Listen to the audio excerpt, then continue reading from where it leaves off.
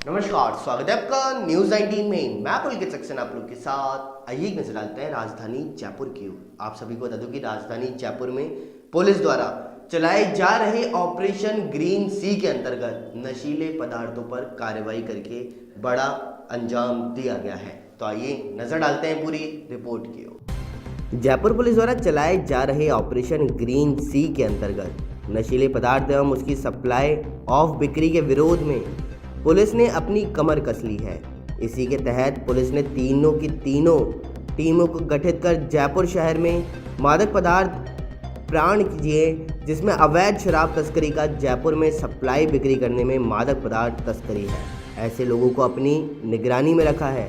इसी के तहत जयपुर की टीम द्वारा कार्रवाई करते हुए महिला सहित कुल करीब 22 तस्कर गिरफ्तार किए गए हैं, जिनके कब्जे से 17 किलो 157 ग्राम गांजा, 87 ग्राम स्मैक और एक लग्जरी कार और एक मोटरसाइकिल और धनराशि के साथ ही 18 पेटी शराब की जब्त की गई है। यह कार्रवाई जयपुर शहर के विभिन्न थाना क्षेत्रों के अंतर्गत की गई, जिसमें पुलिस थाना कानोता, आमेर, गलता गेट, विश्वकर्मा थाना, चोमू थाना, भाकरोटा, करधनी थाना, राम नदिया थाना, जवार सर्किल, लालकोटी, सांगनेर, सदर, शिवदासपुरा, मुहाना मंडी के अंतर्गत यह कार्रवाई की गई है। जो अक्टूबर 2019 से चल रहा है, आप सभी को विदित होगा। इससे पहले भी कई बार इन कार्रवाइयों में हमें विशेष सफलता मिली है, तो आप लोग यहाँ आते रहें। इसी अभियान के तहत दिनांक 8 और 9 जनवरी को जयपुर कमिश्नरेट क्राइम ब्रांच की CST ने एक दिवस का सघन अभियान चलाया था, जिसका मेन फोकस था जयपुर शहर में नारकोटिक ड्रग्स, मादक पदार्थ, अवैध शराब और नशे के अन्य जो भी अवैध साधन हैं उन पर एक फोकस्ड और ऑर्गेनाइज एफर्ट करके तुरंत अंकुश लगाना और सघन कार्रवाई चला के ज़्यादा से ज़्यादा लोगों को ज़्यादा से ज़्यादा मादक पदार्थ दस्तयाब करके सिस्टम से बाहर करना, जिसमें कमिश्नरेट टीम CST को मैं बधाई देना चाहूँगा। उन्होंने काफ़ी अच्छा काम किया। 24 घंटे के सघन अभियान के तहत हमने कुल 22 प्रकरण जयपुर शहर में आसूचना संकलित कर 14 थानों के साथ समन्वय कर विभिन्न थानों पर दर्ज किए हैं। 22 प्रकरण में कुल 17 किलो 157 ग्राम गांजा, 87 ग्राम 18 मिलीग्राम स्मैक और भारी मात्रा में अवैध शराब जब्त की गई है। कुल 22 अभियुक्त इन प्रकरणों में गिरफ्तार किए गए हैं। आगे भी इस तरह के सघन अभियान चलाते रहेंगे। CST, DST और थाने सभी इस ओर कटिबद्ध हैं कि हम जयपुर शहर से मादक पदार्थ का, अवैध शराब का जो डुअल कैंसर है उसको ख़त्म करें। ये हमारी CST टीम है, जिनके विशेष एफर्ट से ये सक्सेसफुल हो पाया है और इन सभी को मेरी तरफ। दौसा जिले से बड़ी खबर सामने आ रही है। आप सभी को बता दूं कि नवनियुक्त लालसोट वृत्त पुलिस उपाधीक्षक ने थानों का दौरा किया है। साथ ही साथ वृत्त लालसोट पुलिस उपाधीक्षक शंकर लाल मीणा ने थाना रामगढ़ पचौरा में मंडावरी थाने का दौरा किया। साथ ही साथ परिवादी की शिकायत पर तुरंत रिपोर्ट दर्ज करके कार्रवाई करने के थाना अधिकारियों को निर्देश भी दिए हैं। आपको बता दूं कि परिवादी से संतोषजनक व्यवहार पुलिस करे, साथ ही थाना अधिकारी दर्ज शुदा मामलों का त्वरित निस्तारण भी करे। साथ ही साथ पुलिस उपाधीक्षक शंकर लाल मीणा ने थाना अधिकारियों को निर्देश दे दिए। सीओ साहब, आज आपने रामगढ़ पचौरा थाने का दौरा किया, क्या देखा? अभी मेरी 4 दिन पहले मैंने लालसोट में एज ए CO पर ज्वाइन किया है। ज्वाइन करते ही मैं प्रत्येक थाने का दौरा कर रहा हूँ। उससे ये आइडिया लगता है कि मुझे मेरा थाना मेरे हेडक्वार्टर से कितना दूर है और वहाँ जाने का रास्ता कैसे है, मुझे आवश्यकता पड़ जाए तो मुझे कितना टाइम लग जाएगा वहाँ तक पहुँचने में, और वहाँ के जो जाब्ता है उससे मैं रूबरू हो रहा हूँ, उनके नंबर, एक्शन नंबर कर रहा हूँ, ताकि वो लोग मुझसे किसी भी परिस्थिति में किसी भी समय संपर्क किया जा सके।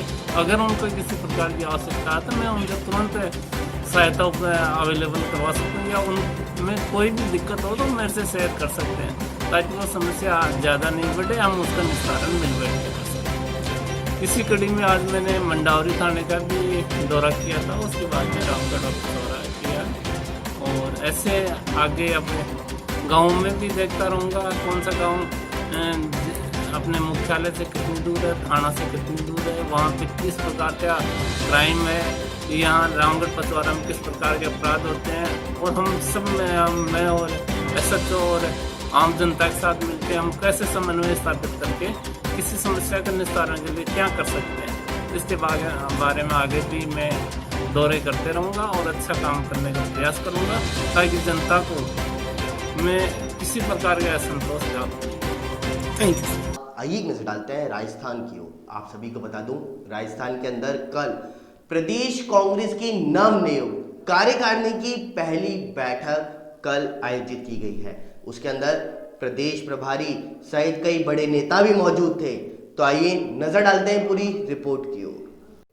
प्रदेश कांग्रेस की नवनियुक्त कार्यकारिणी की पहली बैठक आज प्रदेश कांग्रेस मुख्यालय में बुलाई गई थी। दोपहर को 3 बजे होने वाली बैठक में प्रदेश प्रभारी अजय माकन, PCC चीफ गोविंद सिंह डोटासरा और मुख्यमंत्री अशोक गहलोत PCC पदाधिकारियों की बैठक ले रहे थे। जयपुर संभाग के फीडबैक कार्यक्रम के बाद ये पहला मौका है जब प्रदेश कांग्रेस मुख्यालय में चहल पहल देखने को मिली है। बैठक में नवनियुक्त कार्यकारिणी के साथ आला नेता 90 निकायों में होने जा रहे चुनाव की रणनीति का मंथन किया। इसके साथ ही संगठन के आगामी आगाज की रणनीति भी बैठक में तय की गई है। बताया जाता है कि बैठक में नवनियुक्त पदाधिकारियों से निकाय चुनाव को लेकर सुझाव भी मांगे जाएंगे। कि आप लोग अपना घर तो संभाल तो दूसरे के घर में तो पत्थर फेंक। तो ये स्थितियां जो बनी हैं वो जनता के चुनी हुई सरकार को गिराने के कारण से ये जो हुआ है, ये सब चीज आपको देखने को मिलेगा। कल से दिल्ली में बुला के पूछा गया कि ये भाजपा टूट रही है, आप क्या कर रहे हो? एक सवाल है, आपके दौरे बाकी है अभी संभागों के, तो कब से क्या उनका रहेगा कार्यक्रम? मेरे दौरे भी बाकी है, मेरे कार्यकाल भी बाकी है और बहुत सारी नियुक्तियां भी बाकी है, तो सारी चीजें एक साथ करनी है। वसुंधरा राज्य वाले कमेटी 3 सदस्य कमेटी में तीसरे मेंबर अहमद पटेल साहब की डेथ के बाद में उनकी ड्यूटी में क्या कमेटी आप दोनों मिलकर रिपोर्ट दे देंगे या तीसरे मेंबर का इंतजार होगा? जब ये सारी नियुक्ति PCC की फॉर्मेशन हुई है ना, हम लोगों ने मिल करके करी है और आपने देखा है कि कितने अच्छी तरीके से सभी लोगों ने, सभी वर्गों ने, सभी नेताओं ने इसका स्वागत किया। हमारे एक राजस्थान के बहुत ही वरिष्ठ पत्रकार ने मुझे फोन करके कहा कि हम बेंच लेकर के ढूंढ रहे हैं। देखिए, मैंने सब लोगों को के बीच में पहले भी मैंने बोला है और अभी मैं फिर से दोहराना चाहूँगा कि संगठन से सत्ता की प्राप्ति होती है, ना कि उल्टा होता है। और संगठन में आने का मतलब ये नहीं होता कि आगे के रास्ते बंद हो जाएं, बल्कि आगे के रास्ते प्रशस्त होते हैं। तो ये कहीं पे भी ऐसा नहीं होता, ना कभी होना चाहिए कि जो संगठन में काम करने वाला व्यक्ति है उसको सत्ता के अंदर उसको भागीदारी ना मिले, ऐसा होना नहीं चाहिए। और संगठन में काम करने वाला व्यक्ति अगर अच्छा काम करता है तो उसको जरूर पुरस्कृत होना चाहिए और हम लोग आगे इस चीज़ को का ध्यान रखेंगे और आप लोग भी इसको देखेंगे। दूसरी जो सबसे बड़ी बात है, आप लोग शायद इस चीज़ को आप लोगों ने ध्यान नहीं दिया, हम लोगों ने जिन लोगों को अभी बनाया है ऑफिस बेरर्स, उनकी जिम्मेवारी हमने ये भी दी है कि वो जिला अध्यक्ष कौन होने चाहिए, ब्लॉक अध्यक्ष कौन होने चाहिए, उनको भी चुने। और साथ साथ में ये भी देखें कि जो जिला लेवल की जो नियुक्तियां हैं, जो सरकारी नियुक्तियां, जिला स्तर की नियुक्तियां हैं, उसको उन लोगों को भी चिन्हित करें। तो आप तो एक बात ये पूछ रहे हैं कि इनको जिम्मेवारी मिलेगी या नहीं मिलेगी, मैं उसके ऊपर कह रहा हूं कि इनकी सिफारिश पे दूसरों की जिम्मेवारी मिलने वाली है। तो ये नहीं है कि इनकी जिम्मेवारी मिलेगी या नहीं मिलेगी, सिर्फ वहीं तक सीमित नहीं है, बल्कि इनकी सिफारिशों पे, और ये लोग जब नीचे जमीन पे जाएंगे, लोगों से बात करेंगे, तो जो ये लोग सलाह देंगे, इनकी सलाह पे हम लोग जो हैं, और सरकारी नियुक्तियां और राजनीतिक नियुक्तियां दोनों की दोनों इन लोगों की सिफारिश के ऊपर करेंगे। तो हम लोग इन लोगों को इतना एम्पावर करना चाहते हैं, तो सिर्फ इनकी अपनी खुद की एडजस्टमेंट की बात नहीं, बल्कि इनके कहने के ऊपर दूसरी नियुक्तियां भी इन्हीं लोगों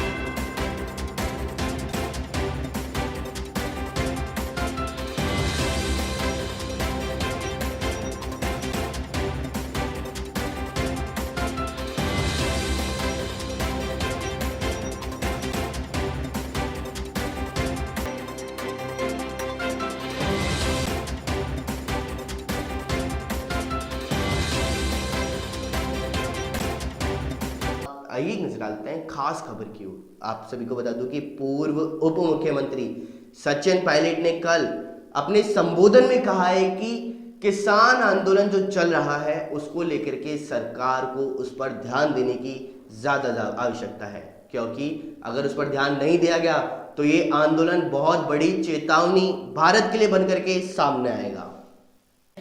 देखिए, पिछले 1.5 महीने से ज़्यादा हो गया और देश भर में आज किसान आंदोलित है।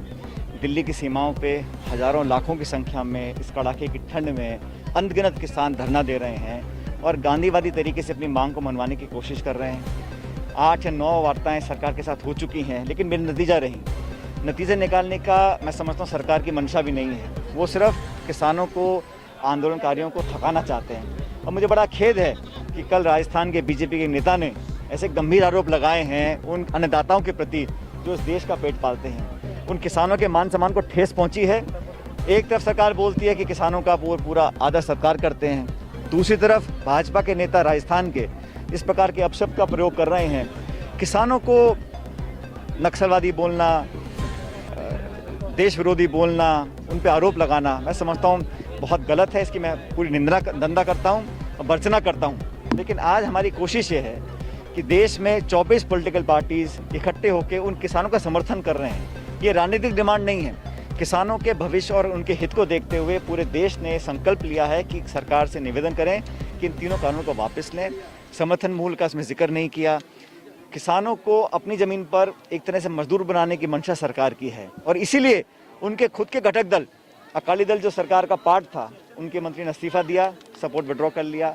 आरएलपी जो एनडीए का पार्ट था, उन्होंने विड्रॉ किया। ऐसा क्यों है कि सरकार अपने सहयोगी दलों को, अपने कैबिनेट के मेंबर्स को समझा नहीं पा रहे हैं, किसानों को क्या समझाएंगे। इसलिए देश का सभी किसान तबका एकजुट है, सब जाति कौम के लोग इस कानून के विरोध में हैं और इसी संदर्भ में आज पूरे प्रदेश में हम लोग चर्चा कर रहे हैं, किसानों को उनकी चेतना बढ़ा रहे हैं इन किसी कानून के खिलाफ में। उस संदर्भ में आज मैं अपने क्षेत्र विधानसभा क्षेत्र टोंक में आया हूं और यहाँ के लोगों का भरपूर समर्थन हमें मिल रहा है।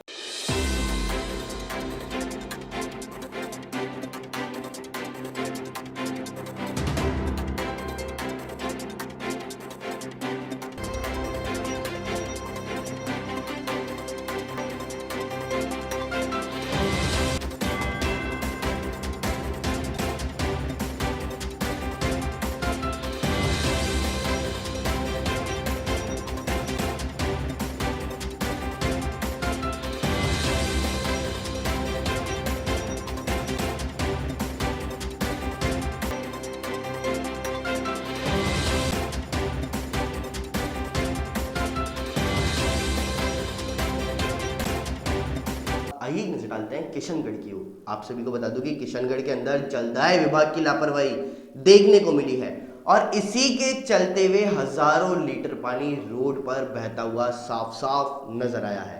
तो आइए नजर डालते हैं पूरी रिपोर्ट की ओर। किशनगढ़ से पाटन बांदर सिंदरी केंद्रीय विश्वविद्यालय बांदर सिंदरी को जोड़ने वाली बीसलपुर पाइपलाइन जगह जगह से क्षतिग्रस्त हो रखी है, जिसके चलते हुए जब भी बीसलपुर पाइपलाइन से लाइन से पानी की सप्लाई बांदर सिंदरी क्षेत्र में दी जाती है, तभी उसमें देरी हो जाती है। बीसलपुर का हजारों गैलन पानी रास्ते में ही क्षतिग्रस्त पाइप से निकल करके व्यर्थ बह जाता है, जिससे क्षेत्र की जनता को पर्याप्त पानी नहीं मिल पाता। इसके साथ ही ग्रामीणों ने जगह जगह से मेन पाइपलाइन को क्षतिग्रस्त कर अपने निजी उपयोग के लिए पानी के अवैध कनेक्शन ले रखे हैं, जिस पर जलदाय विभाग के महकमे द्वारा उचित कार्रवाई नहीं करने पर क्षेत्र की जनता को पीने के पानी से वंचित रहना पड़ रहा है। साथ ही जलदाय विभाग की लापरवाही के चलते हुए हजारों गैलन पानी रास्ते में ही व्यर्थ बह जाता है। कोरोना वैक्सीनेशन को लेकर के चिकित्सा मंत्री डॉक्टर रघु शर्मा की पीसी आज है। जी हां, बड़ी खबर हम आप तक पहुंचा रहे हैं कि कोरोना वैक्सीन को लेकर के चिकित्सा मंत्री डॉक्टर रघु शर्मा की प्रेस कॉन्फ्रेंस आज है। यूके के नए स्ट्रेन को लेकर के स्वास्थ्य मंत्री डॉक्टर रघु शर्मा ने बोला कि भारत सरकार की हर गाइडलाइन के मुताबिक राजस्थान में कार्य किया जा रहा है। आइए नजर डालते हैं बाड़मेर जिले की ओर। आप सभी को बता दूं कि बाड़मेर जिले में पुलिस ने आत्महत्या करते हुए महिला की जान बचाई है। आत्महत्या करते हुए महिला की जान बचाई थाना अधिकारी पुलिस जाब्ते के साथ में बाड़मेर जिले की सीमावर्ती उपखंड गडरा रोड कस्बे में दक्षिण बस्ती गडरा रोड में कमला देवी वाइफ ऑफ लुणाराम उम्र 30 साल जाति मेघवाल निवासी द्वारा कल रात्रि को अपने रूम में कुंडी बंद करके सो गई। सुबह 9-10 बजे तक कमरे की कुंडी न खोलने पर परिवार वालों ने पुलिस थाना गडरा रोड को सूचना दी, जिस पर थानाधिकारी Om Prakash, head constable Narpat Singh, constable Sanju Kumar police जाब्ते के साथ मौके पर पहुंच करके परिवार वालों को पूछताछ कर कमरा के दरवाज़ा तोड़ दिया। साथ ही साथ महिला को जिंदा बचाया भी गया। थानाधिकारी की मुस्तैदी पर तुरंत प्रभाव से मौके पर जाकर के आत्महत्या करने वाली महिला की जान बचाई एवं सामुदायिक स्वास्थ्य केंद्र गडरा रोड में उपचार कराने के दौरान महिला का स्वास्थ्य ठीक हुआ और थानाधिकारी ओम प्रकाश जांगीर द्वारा क्षेत्र में सजग रह करके आत्महत्या करने वाली महिला की जान बचाई गई। आइए एक नजर डालते हैं सांबर लेक की ओर। आप सभी को बता दूं कि सांबर लेक के अंदर समाज सेवी भागचंद सबनानी की आज 5वीं पुण्यतिथि मनाई गई है। सांबर लेक कस्बे में आज गोल्डन ड्रीम सोसाइटी एनजीओ की ओर से स्वर्गीय भागचंद सबनानी की 5वीं पुण्यतिथि के उपलक्ष्य में कार्यक्रम आयोजित किया गया।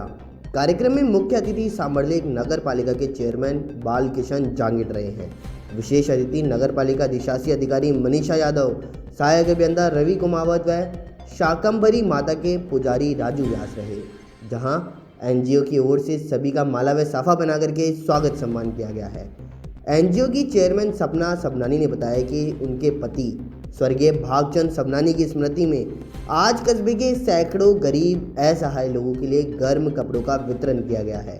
साथ ही सभी लोगों को निःशुल्क भोजन भी करवाया गया। वहीं इस कड़ाके की ठंड के मौसम में गरीब और ज़रूरतमंद लोग गर्म कपड़े पा करके उनके चेहरे खिल उठे हैं। इस दौरान सांबर लेक नगर पालिका के पार्षद और सैकड़ों लोग मौजूद रहे। आइए एक नजर डालते हैं फुलेरा जिले की ओर। आप सभी को बता दूं कि फुलेरा में दैनिक रेल यात्री महासंघ व अन्य संगठनों की ओर से एक आम सभा का आयोजन किया गया है। तो आइए नजर डालते हैं उस आम सभा की ओर। फुलेरा में दैनिक रेल यात्री महासंघ और अन्य संगठनों की ओर से एक आम सभा का आयोजन किया गया है, जहां पर कोरोना महामारी से पहले की तरह लोकल ट्रेनें चलाने के साथ साथ उनका वाणिज्य ठहरा और मासिक सीजन टिकट शुरू करने को लेकर के चर्चा की गई है। इस दौरान फुलेरा सहित आसपास क्षेत्रों के सैकड़ों की संख्या में लोग सभा में मौजूद रहे हैं, जहां पर सभी ने अपनी अपनी बात रखी और जनप्रतिनिधियों और रेल अधिकारियों लाल को अपनी मांगों को लेकर के ज्ञापन सौंपा है। साथ ही दैनिक रेल यात्रियों ने बताया कि पिछले 9 माह से लोकल ट्रेनों का संचालन बंद है, जिससे फुलेरा सहित आसपास क्षेत्र के लगभग 25,000 से ज़्यादा दैनिक रेल यात्री की रोजी रोटी छिन चुकी है। ऐसे में 10 दिन में सरकार ने दैनिक रेल यात्री संघ की मांगे नहीं मानी तो धरना प्रदर्शन और आंदोलन की चेतावनी दी गई है। जो एक्स मेंबर है या मेंबर बन गए हैं, उन लोगों को हम लोग अपना प्रतिनिधित्व दें कि भाई आप चलो, उनकी अगुवाई के अंदर हम लोगों को चलना चाहिए। और यदि कोई मेंबर बन के काम नहीं करता है तो ऐसे प्रतिनिधि का बहिष्कार होना चाहिए। जब तक ऐसे प्रतिनिधियों का बहिष्कार नहीं होगा, इस गांव का सुधार नहीं होगा। रही बात कि अभी वर्तमान की स्थिति की, तो मैं एक बात बताना चाहता हूं, 50 रुपए के अंदर रतलाम का किराया है। आइए नजर डालते हैं फुलेरा की ओर। आप सभी को बता दूं कि फुलेरा में कल पोसबड़ा महोत्सव का आयोजन रखा गया था, जिसके अंदर हजारों लोगों ने प्रसादी ग्रहण की है। तो आइए नजर डालते हैं पूरी रिपोर्ट की ओर। फुलेरा के हलवाई बाजार स्थित कुकू बाबा बगीची में रविवार शाम को जय बजरंग मानस मंडल कुकू बाबा बगीची व्यवस्था समिति द्वारा पोसबड़ा महोत्सव व नवनिर्वाचित नगर पालिका बोर्ड सदस्यों का अभिनंदन समारोह आयोजित किया गया। इसी अवसर पर नवनिर्वाचित पालिका अध्यक्ष संगीता अग्रवाल, उपाध्यक्ष योगेश सैनी सहित सभी पार्षदों का माला व साफा पहना करके सम्मान किया गया है। तत्पश्चात बजरंगबली के पोसबड़ा का भोग लगा करके प्रसाद वितरण भी किया गया। महोत्सव में हजारों लोगों ने प्रसादी भी ग्रहण की है। आइए नजर डालते हैं दोपहर की तमाम बड़ी खबरों की ओर। कोविड काल में दूसरी बार ऐसा हुआ है कि शहर में कहीं भी कोविड पॉजिटिव का आंकड़ा 2.5 तक नहीं पहुंच सका।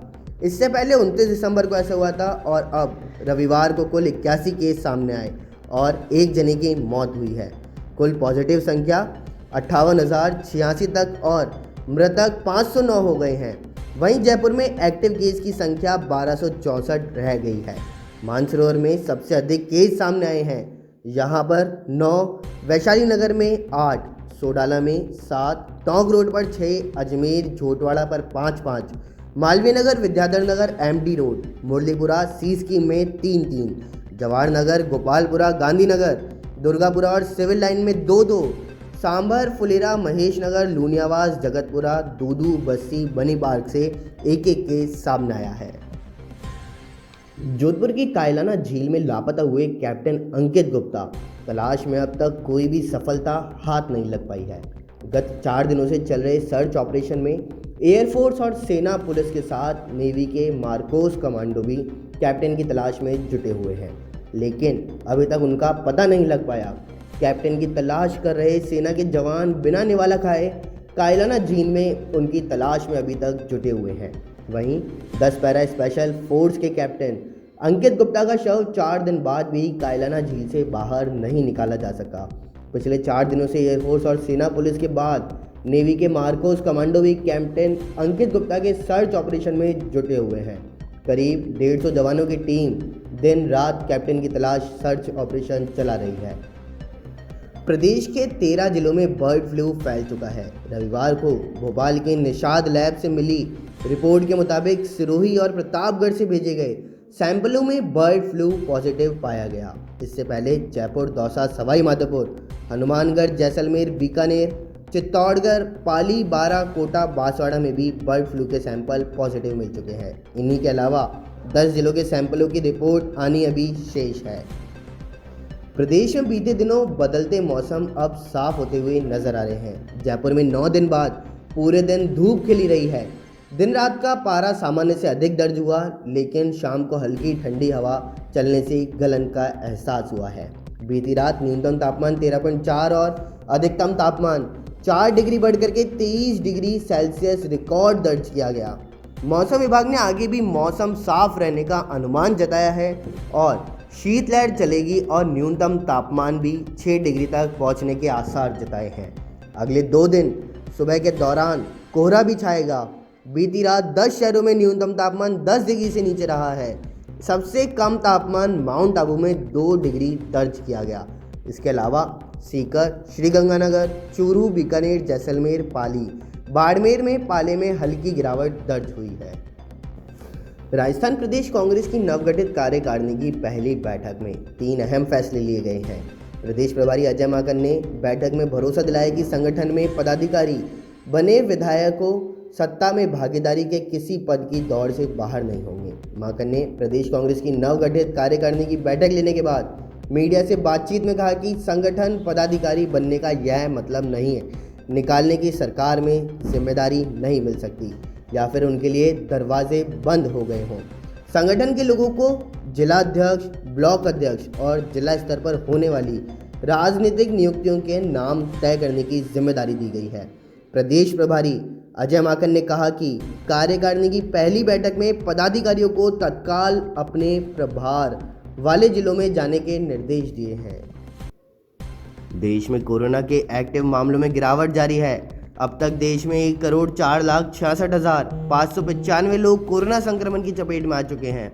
बीते 24 घंटे में 16,311 लोगों की कोरोना रिपोर्ट पॉजिटिव आई है।